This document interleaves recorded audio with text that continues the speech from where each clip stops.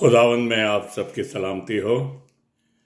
अजीज़ों, आज एक ख़ास सरमन जो कि क्रिसमस से पहले मैं देना चाहता हूँ, यदना खादिम प्रिडिक्टेड सेवियर, यानी मसीह के बारे में हम गौर करेंगे, जो यानी खुदा जो दुनिया में गुनहगारों को बचाने आ गया, उसके बारे में यहाँ पे हम देखते हैं।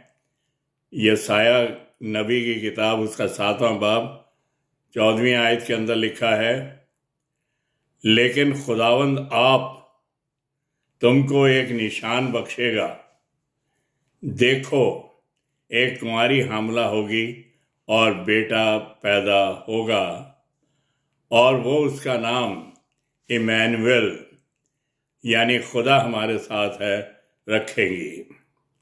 अजीजों, आज हम इस पर गौर करने जा रहे हैं कि मसीह की आमद से पहले उसके बारे में बहुत सी पेशन गोइयाँ हुई और जो कि सारी की सारी पूरी हुई। जो देखो पे जोर दिया गया है, यानी तुम आई विटनेस होगे, तुम देखोगे, जिंदा खुदा को देखोगे। देखो, एक कुंवारी हामला होगी, यानी ये तुम्हारे तजर्बे में आएगा और तुम देखोगे।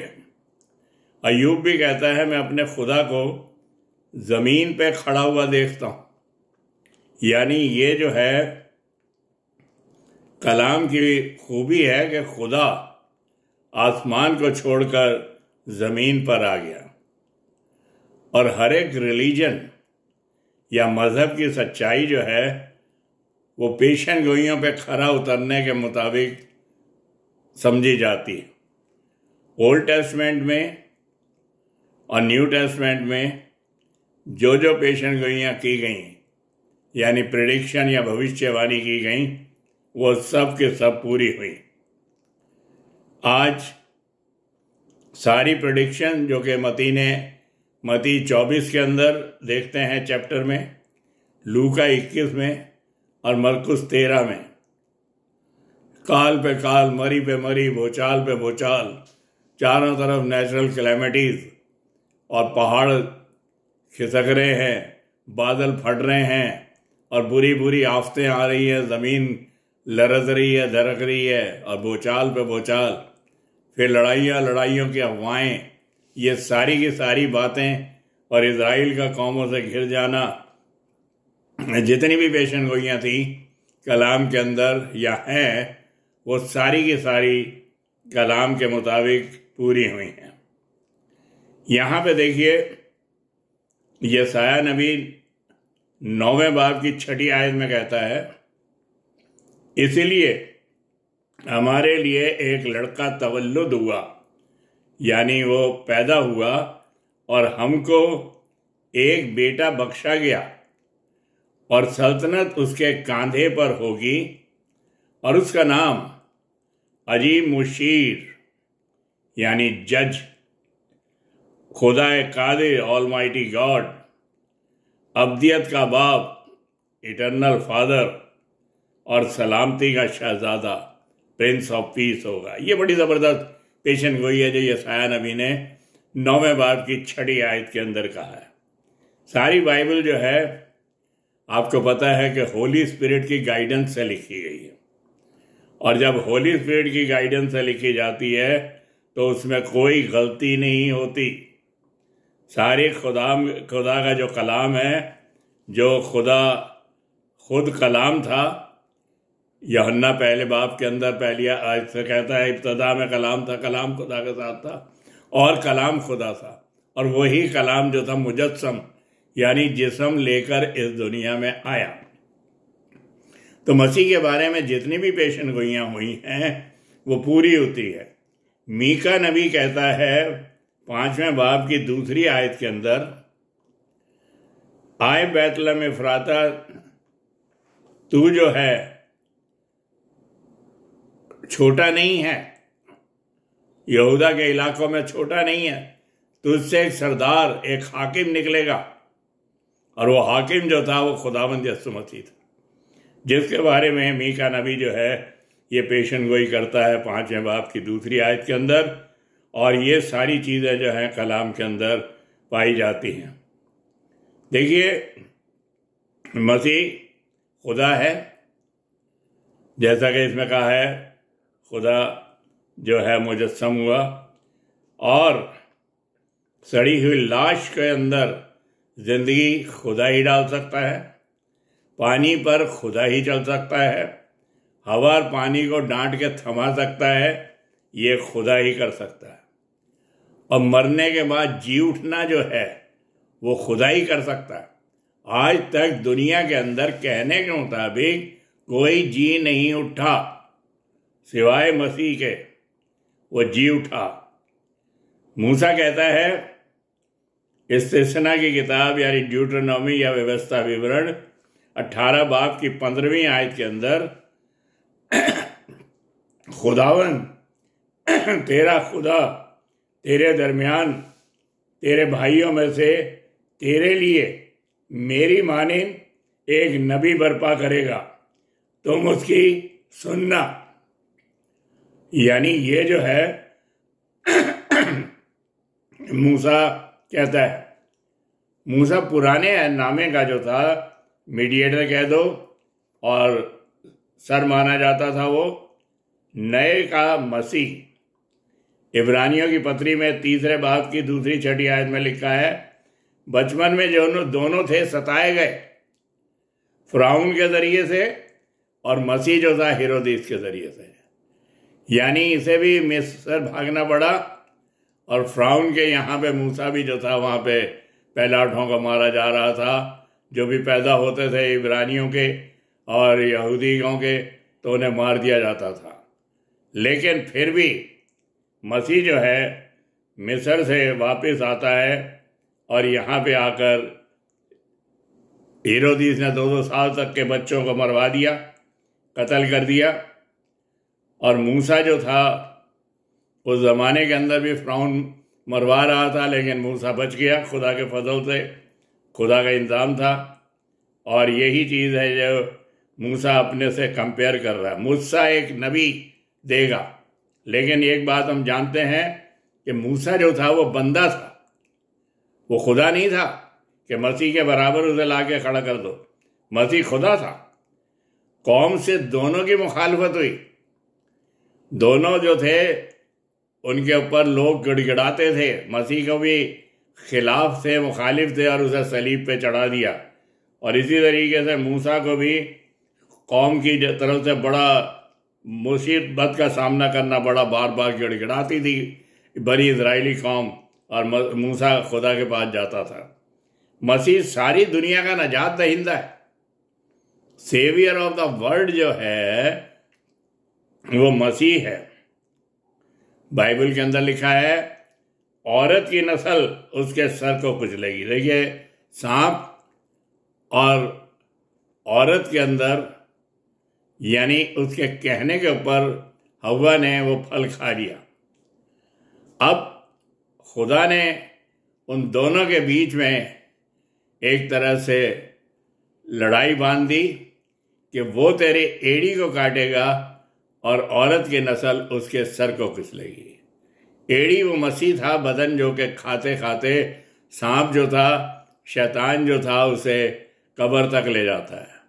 लेकिन जहाँ पे जिंदगी थी वो उसे कुचल कर उसके सर को 3 दिन मुर्दा में से जी उठा और खुदा का बेटा ठहरा।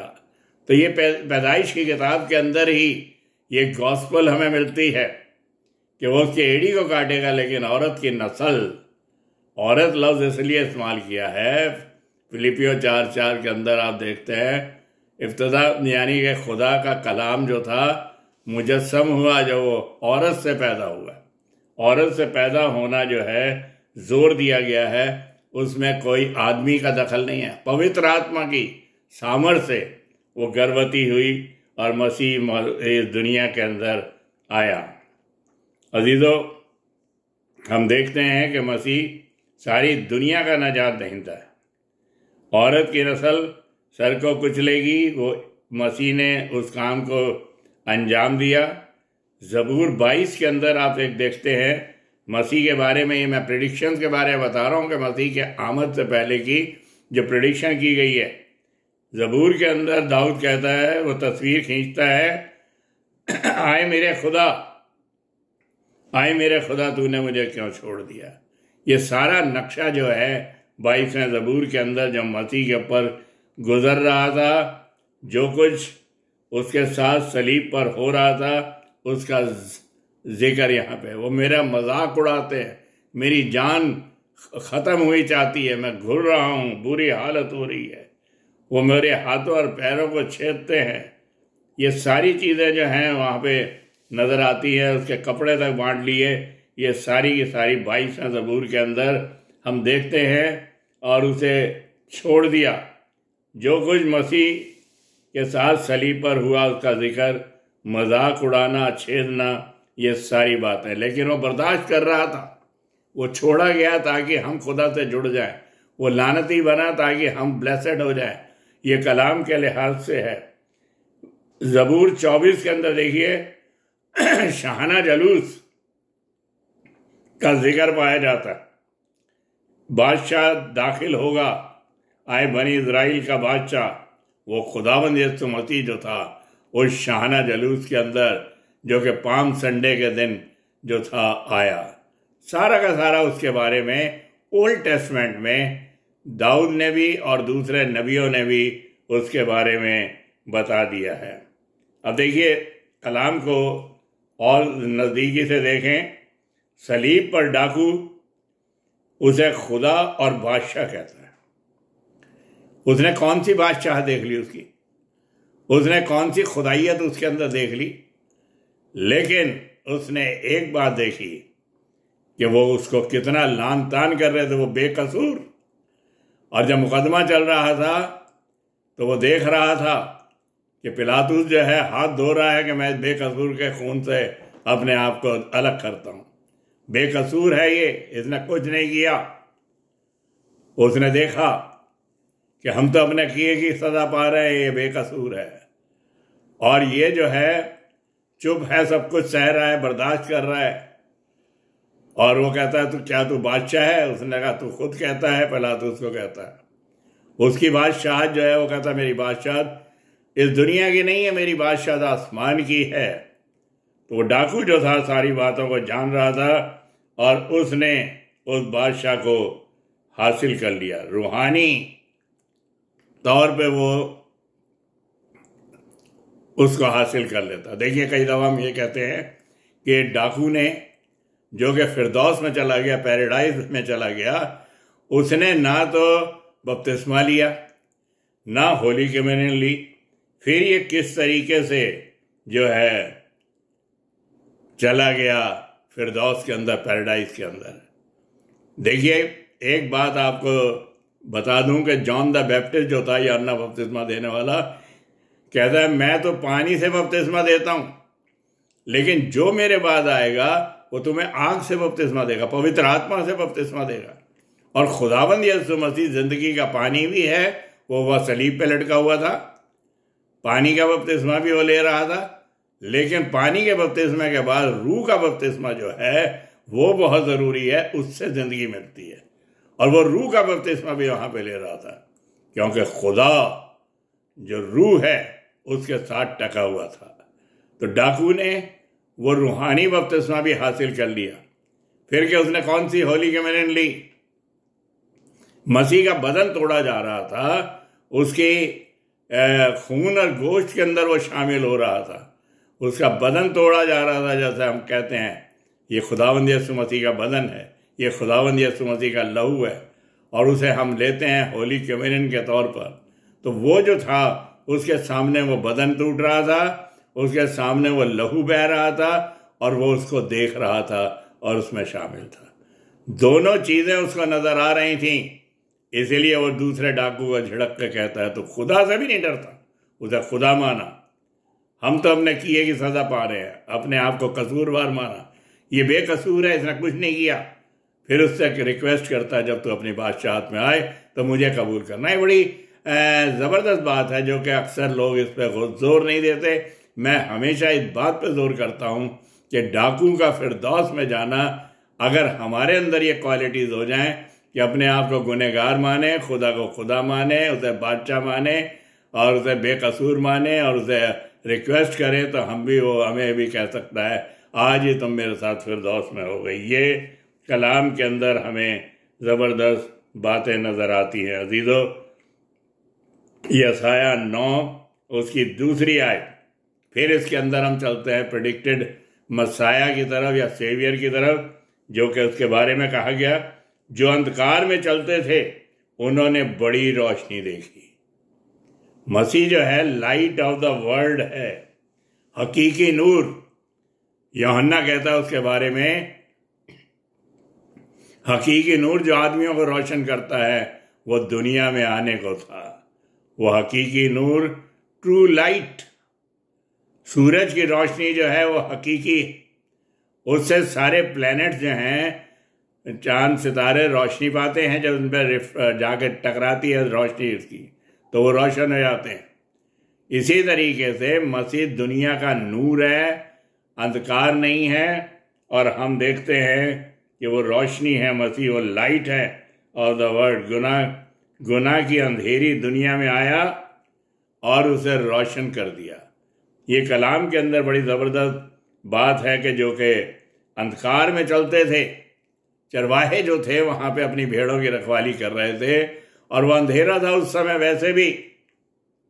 और जब फरिश्ते आए तो उस समय नूर अला नूर हो गया, बहुत रोशनी चमकी वहाँ पे।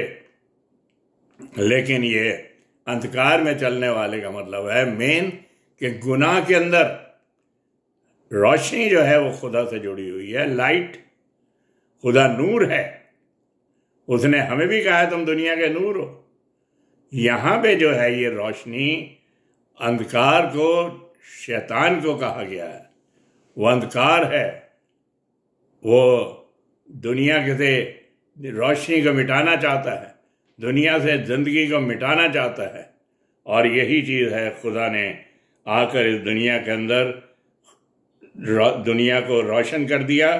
और आज जो है हम खुदा के कलाम को फैलाने के लिए अपनी ज़िंदगी को अर्पित करते हैं। अजीज़ों, ये कलाम जो है क्रिसमस से पहले का मैंने इसीलिए दिया है कि जो भी मसीह के बारे में पेशन गोइयाँ की गई वो मसीह में पूरी हुई और वो प्रेडिक्टेड सेवियर या मसाया जो है, मुक्तिदाता जो है, वक्त पूरा होने पर इस दुनिया में खुदा ने अपने बेटे को भेजा जो औरत से पैदा हुआ।